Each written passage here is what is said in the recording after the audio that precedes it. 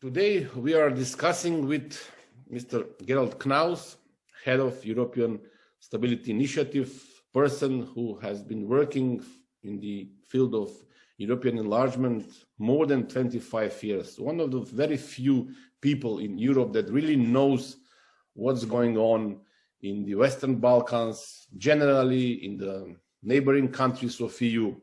First of all, thank you for agreeing to discuss with us in this very specific moment for my country, Macedonia.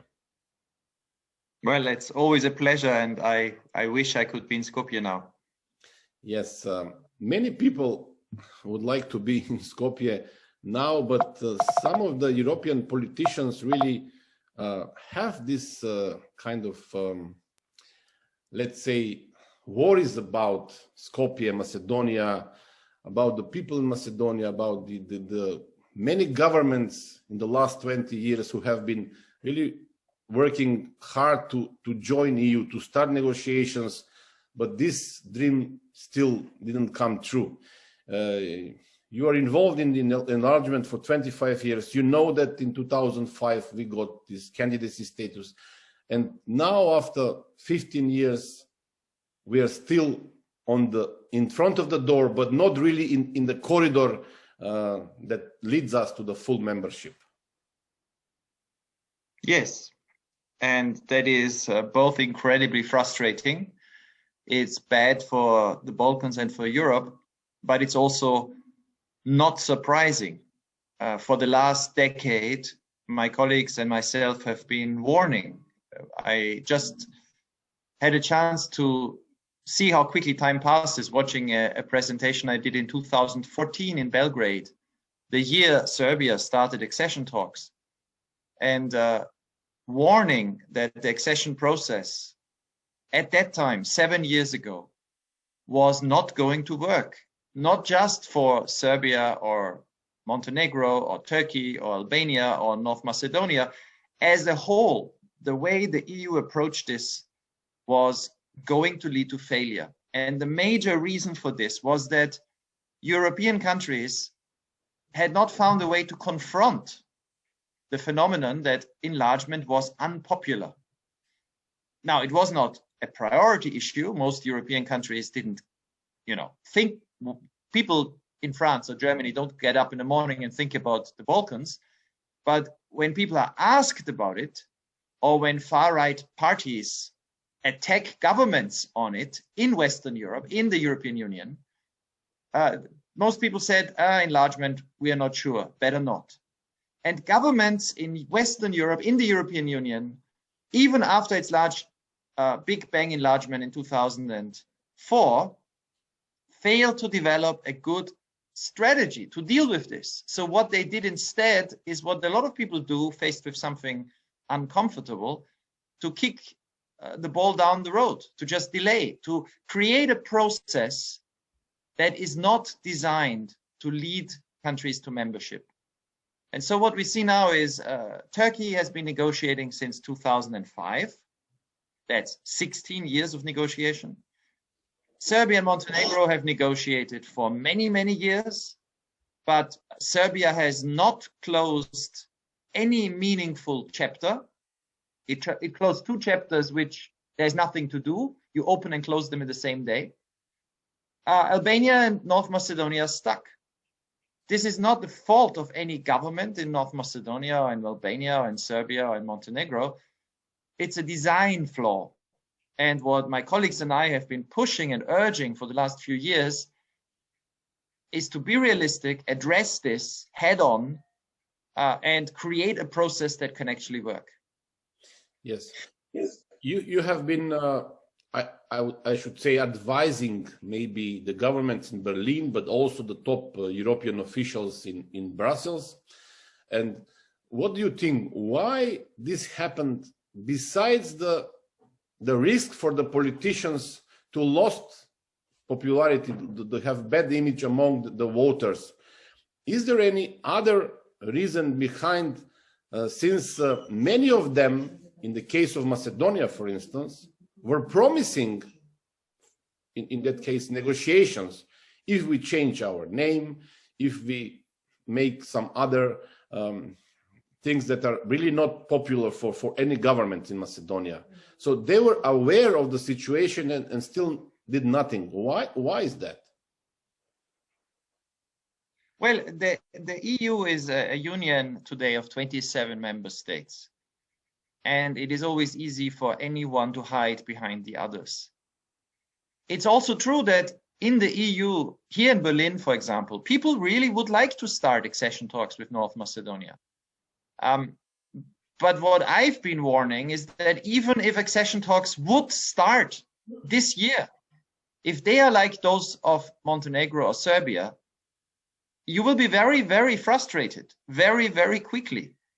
Because as we see with Turkey, Montenegro, and Serbia, starting accession talks without a clear goal that you can reach and that the European Union wants to reach with you is going to be an exercise in delay.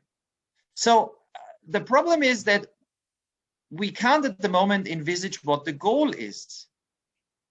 Well, accession.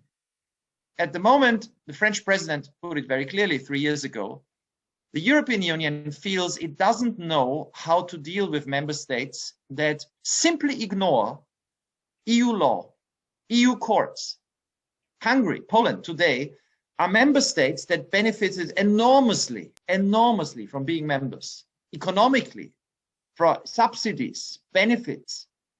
And yet, today in Poland, today in Hungary, you have governments that when the European Court of Justice in Luxembourg makes a judgment, they simply ignore it.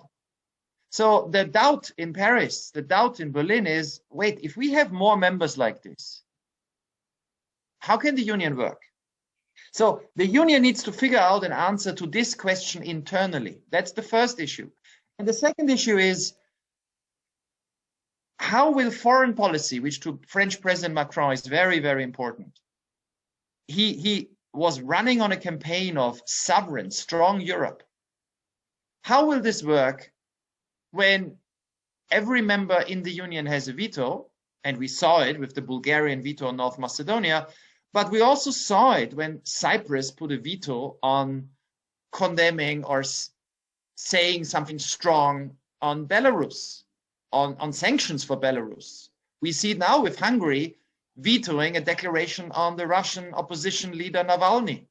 We see it in the debate on China. So in France and Berlin, the sense is, and this has nothing to do with the Balkans, that having another 5 or 6 members around the table, small countries, that perhaps can very easily be bribed by a big power like China or Russia, to then have a veto, that this is difficult to explain when you want a strong Europe. So these are issues that have very little to do with the government in Skopje. And the way around them is what I think has worked in the past. Only one way is possible, to say, listen, we need to build up trust. North Macedonia, its governments can show in the next years that they are not going to obstruct policy, that they are constructive contributing and in fact adding to the strength of the EU, but you need to give them the chance to prove it. So create an interim goal. You know, when you get married, you have the same tradition in Germany as in North Macedonia. There is before an engagement, which is not the same as marriage, but it's clearly meant to lead to marriage. If we create a meaningful interim goal, like joining the single market, like having full access, free access for people, goods, services, capital, the borders between North Macedonia and the EU being abolished, as they are today between Northern Ireland and Ireland, or between Norway and Sweden, for almost everything, then we have a goal that can be reached in the next 5 or 6 years that would be very beneficial for people in the Balkans, but where you could show to the French, the Germans, the Dutch, and others that in fact, not only are these governments willing to reform to meet those conditions, but once they're inside the common market, it works. And then the second step of becoming a full member is not very big.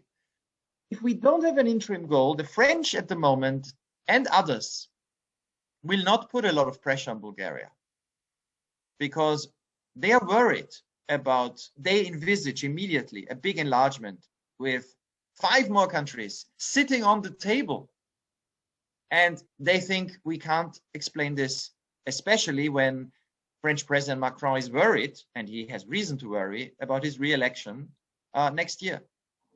Yeah, having in mind the latest investigation of Olaf against Bulgarian political activists and the high officials in the Ministry of Interior who made fraud with 6 million euros, I think, I can understand this, what you are saying about this engagement period. But when we are talking about engagement period, I have to mention this situation with Macedonia, where we were pushed to change our name or surname in engagement. This is our tradition. The wife always changed the name, and still she was not taken in the marriage, in this case in the European Union or in the corridor for negotiations. So for other countries that might be, you know, not emotional issue, but in our countries, you know about it. You have written a lot about identities in politics. You understand how frustrated are we when we have done our share, our part in the engagement, but at the end, the situation is really not as we have expected. But let me give you one example of why I think what my colleagues and I are proposing could work for North Macedonia, and how it could work now. Because in the end, it's not, we need to get results, right? Your governments, your society, your people, you want to have change. You want to see what happened with Lithuania happen to North Macedonia. Lithuania in 1999 was at 37% of the GDP per capita of the European Union. And in 2018, it was at over 80%, more than double the wealth per capita, 80% of the European Union's GDP per capita. This could happen to North Macedonia. It happened to Lithuania, it happened to Estonia, it happened to Poland, it happened to Romania, because they became part of the biggest market in the world. Now, they also received support, but this was one package. How do we get there? I remember a big debate in, now that's more than 20 years ago, about visa liberalization. There were a lot of people in Europe that bizarrely were afraid of making it possible for people in the Western Balkans to travel visa-free. Something that Yugoslav citizens, before the collapse of Yugoslavia, were able to do. And I remember for many, many years, leaders from the Western Balkans coming to Europe and saying, be fair, be kind, be moral, we deserve to travel. And it didn't work. And then, together with the Slovenian presidency in 2007, the EU presidency of Slovenia, the first, my colleagues and I developed with the Slovenes, with the Italians, there was a commissioner in Brussels, Mr. Frattini, a different strategy. Let's say, give us a checklist, give us something to do, and we prove to you that we are capable of meeting the criteria that actually make it attractive for you to give us visa-free travel. And in 2008, the Commission produced these checklists, roadmaps, and I remember member states were very skeptical. The French were worried. I heard all these debates. I was in Brussels a lot. But once there was something concrete to work on, your government at that time was beating everybody's expectations, overperformed. And as we know, the story ended with visas being lifted for North Macedonia. Now, that's what I think we need now, a pragmatic way that reform governments can prove that they are serious, can show to skeptics in European countries. And changing the name was one sign, but the real doubt in Europe is, will the institutions in North Macedonia, the judiciary, the regulators, the ministries, will they actually work well? Will they implement EU law? Because if you don't implement EU law, as we see in Europe at the moment, there is not so much one can do. Now, the way you prove that is to say, listen, give us the chance, like Finland, to join the single market. That's 80% of the rules. We will do them. We will get there, and we will get there fast. You will be surprised. We will then have a strong message to companies in Europe that the same rules apply here as in Romania, as in the Slovakia, as in Poland. So you can invest here knowing that the rules are the same. We want to have the borders invisible. We want to be like Switzerland with Germany, that although it's not in the EU, there is no control for people traveling. We want this between North Macedonia and Greece, North Macedonia and the rest of the EU. Give us the chance to prove it, and you will see, once we have met these conditions and are on the inside of the single market, and once we have convinced you that our courts are applying all these rules fairly, that we have the rule of law, well, why not take then the second step to full marriage? Is this the ideal way forward? Well, it's not a bad way forward because you don't lose any time. You've now lost many, many years because of vetoes.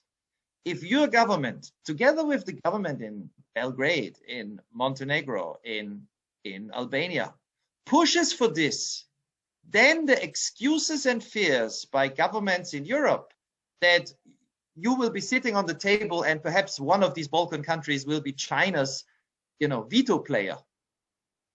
It already has a few, but there will be even more.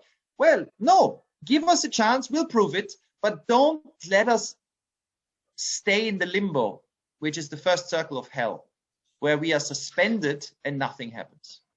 The last report by the Transparency International, where Macedonia was 111th place, Albania a little bit better than us, and other countries also in this bad anti-corruption shape, doesn't give much hope that we can convince European Union member states to give us this chance you're talking about. Well, actually, on this transparency report, I am very skeptical. And we wrote a report ourselves many years ago, because what we showed is that when you measured perception of corruption in the transparency reports, and anybody who wants to read it in English, it's on our website. In the transparency reports a few years ago, we showed that people in different countries, Germans thought that their institutions were much more corrupt than people in Turkey about their institutions, or people in Kosovo about their institutions. It depends on what their idea of corruption is. It depends on their perception. If you fight corruption, if you have a serious government fighting corruption and discovering corruption, and it's in the media a lot, well, people think there is a lot, right? I mean, it really depends. It's very hard to compare countries if you don't actually do serious research, which we suggested, which the European Union did once in member states, where you can compare what are the actual experiences with corruption in different sectors, in healthcare, in education, in getting licenses for construction. And you compare this across all of Europe. And then you have a measure that allows you to say, is it worse in North Macedonia than in Romania, Greece, Italy, Ireland, Germany? And how much? Because otherwise you're stuck in perceptions. And well, if you have a bad image, and the Western Balkans has a bad image, the only way you can beat that image and change it is if you have a rigorous and objective assessment of actions, not of perceptions, because perceptions are very hard to change. Yeah, last year we had this big court case now, big corruption scandal racket, where the head of special public prosecution has been already convinced, sentenced, but she's right now at home. This is the law, of course. And in the same time, none of the people who have been in touch with the people now sentenced from the government are not in jail. They have not been in courts. No one was taken responsible for the biggest scandal that have happened in the independent Macedonia, let's say. You might say that it's a perception based, but when people see that people in power are not being punished what they have done, are not being, they didn't take responsibility, political even, for the biggest corruption scandals, then we cannot say that it's only perception, because the same, on the other hand, the same methodology for measuring corruption by Transparency International have been in place for 20 years. So yes, but you're right. I'm not saying there's no corruption. Of course there's corruption, but do you know how much corruption there is in wealthy countries like Austria? And do you know how long it takes? When I, many years ago, in the middle of the 1990s, right, we had a government with a finance minister who was engaged in massive corruption. He's just been sentenced last year. He's been free for the whole period. It took a very long time for prosecutors to bring the evidence. In the end, every country needs, and it's too early to know in any case that is still ongoing, needs to show that it is willing to deal with serious cases seriously.